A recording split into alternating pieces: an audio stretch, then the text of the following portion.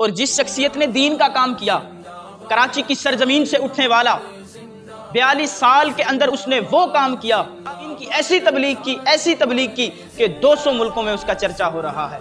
اس کو کہتے ہیں مولانا الیاس عطار قادری رضوی دامت برکاتہم العالیہ، دین کے حقیقی ترجمان جنہوں نے اہل سنت کو بچایا۔ اگر دعوت اسلامی یہ تحریک نہ ہوتی تو اس وقت پتہ نہیں اہل سنت و جماعت کو کتنی مشکلات کا سامنا کرنا پڑتا۔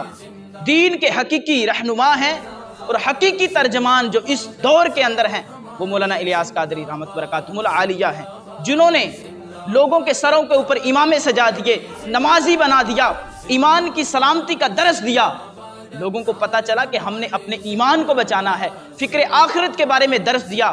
لوگوں کو پتا چلا کہ ہم نے اپنی آخرت کو سنوارنا ہے۔ وہ ایک ہی شخصیت ہے جو کراچی کی سرزمین سے اٹھا اور 200 ملکوں کے اندر دین کا علم بلند کیا، مولانا الیاس قادری دامت برکاتہم العالیہ۔